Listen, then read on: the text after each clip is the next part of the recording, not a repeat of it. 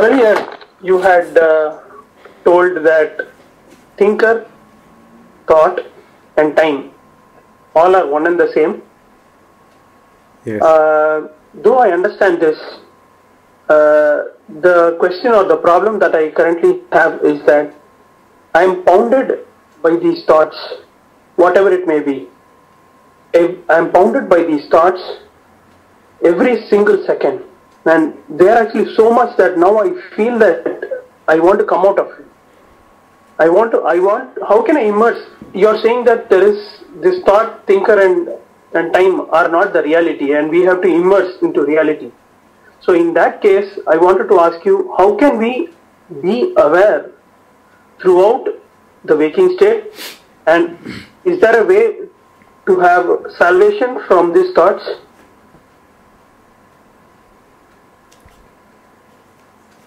Yes. See, just on the surface itself, the answers are available. See, what people have taken as realization is they have taken it as a project of the waking state. Already, everyone is tormented by thoughts, feelings, and whatnot. And this realizing one's nature, truth, the truth about oneself, that also one tends to take it up as if a separate project, allotting separate time for it, doing some separate practices, an individual as a separate seeker. An individual is made up of different personalities. All the personalities connected with their roles are merging in that individual. He may be a father, he may be a brother, he may be a son, he may be an employee, he may be a businessman, he may be a boss, he may be a professional, he may be an artist, whatnot, many roles, a citizen. So all these personalities merge in one. So for different personalities, he has different ideas, concepts, drives, and motivated conditional behaviors towards that particular personalities. In the same way, realizing oneself also, one has fragmented it, isolated it as a separate practice. This is the mistake. This is the mistake that happens at the very beginning itself. This should not be the this should not be the way with which one should approach the reality. Wholesomely, one's whole of the waking state should come under pure observation. So in this connection, actually, Bhagavan Ramana Maharishi has given 3 verses. 2 in Ulladu Narpadu, that is verses 40, and one separately he has written. If I will read out these verses, you will get clarity out of these verses. You will come to understand how, like a scientist, see how the scientists actually deal with the other planets, the Mars, or the space travel and other things, setting up space station and all these things, how actually they do. In the same way, holistically, when he has dived within himself, Bhagavan Ramana Maharishi, he has found out beautifully. It is easily understandable It is not something tough.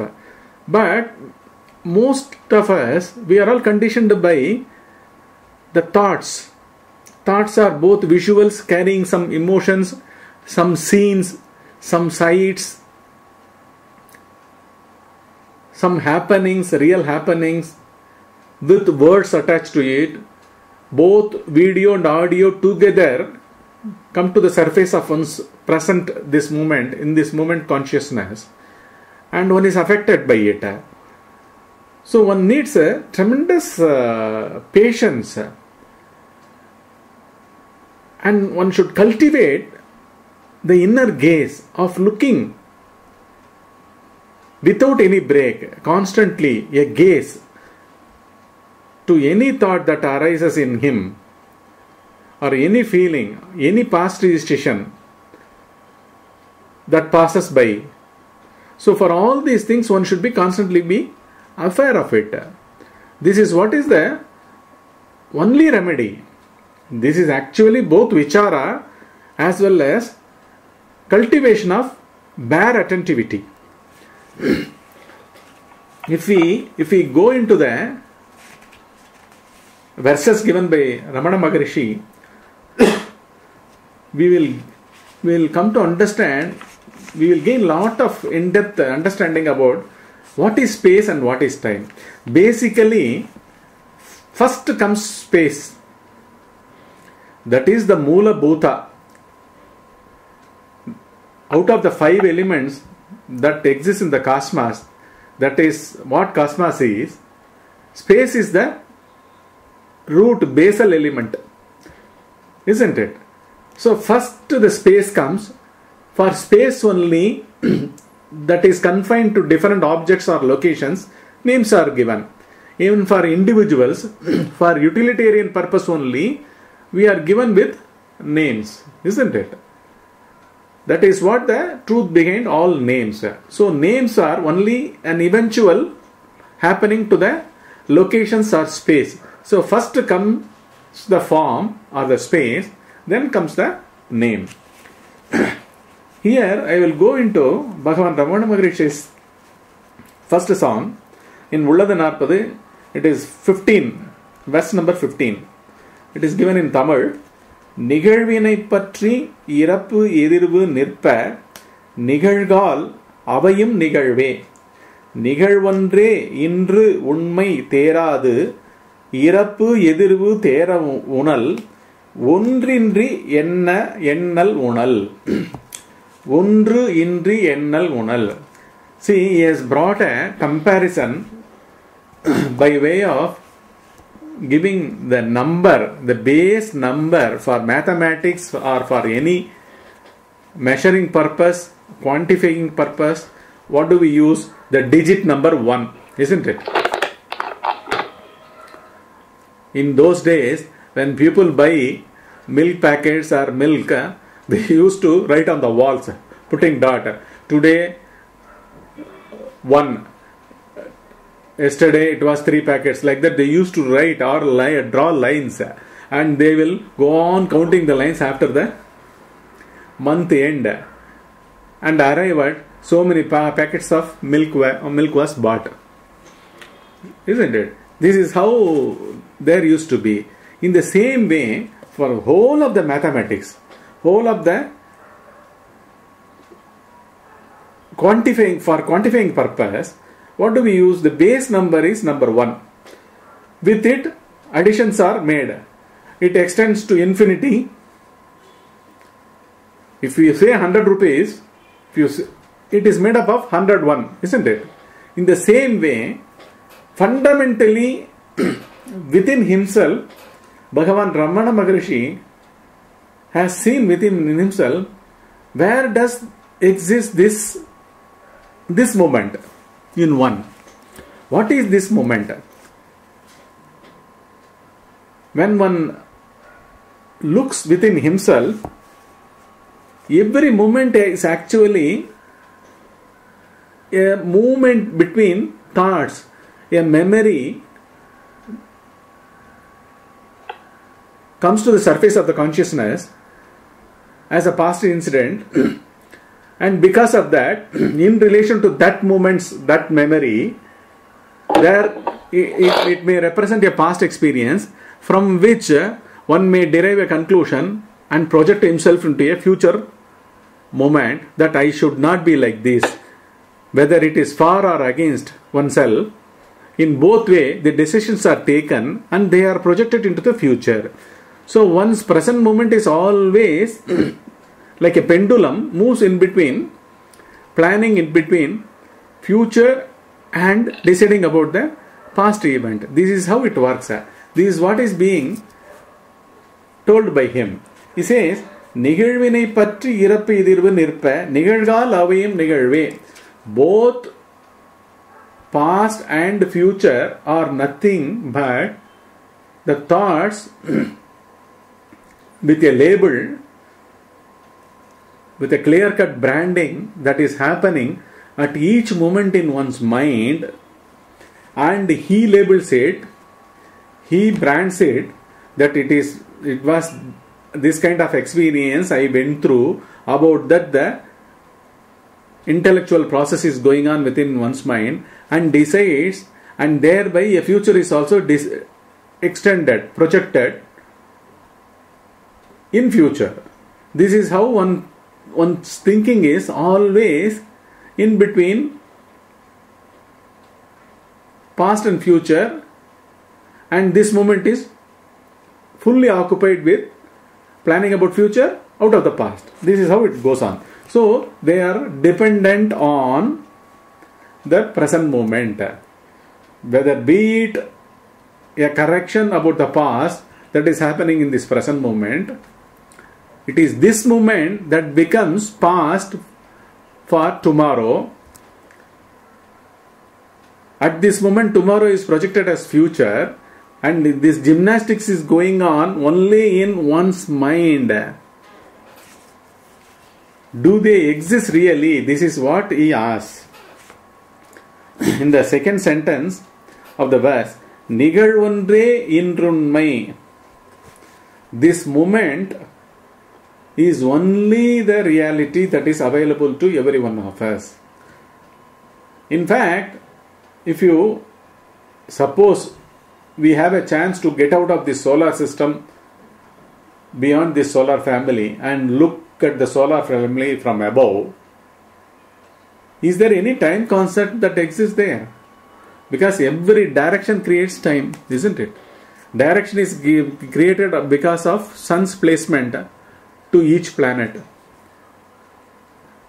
and the orbit in which the planets revolve around the sun. For one revolution, that so many number of days or years a planet takes to travel, all these are taken into account. This is what is the physical time. But psychologically, does time exist? He says, only except this moment, and that moment is also, suppose one is dozed off even for a second. Assume you are in a classroom, or you are in a public park, or you are somewhere waiting for something to be collected. You are at a reception room somewhere, and you are so tired, and you dozes off, right? For some moments you fall asleep. What happens? Is there any time concept?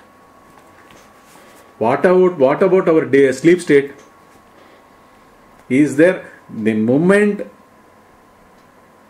a thought arises in one, does it not set the time movement? This is what he says. Is there any truth beyond the bare presence, pure presence? So both are dependent on the past as well as future. Is a manipulation process done on the present moment. Except this, is there time? This is what he questions here. And in this itself, see, one gentleman has asked Bhagavan Ramana Maharishi, in my previous janma, the previous births, what was I?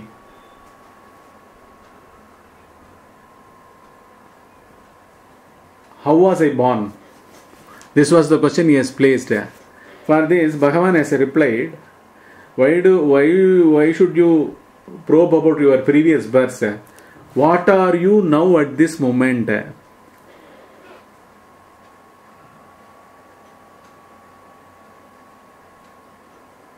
Is anyone born at this moment in you? This is what the question. He counter questioned that gentleman. Probe. Is there authentically any being born in you as a separate psychological center? So at any point in time, in one's mind, if he looks at his own mind, what happens? There are not even thoughts to be found.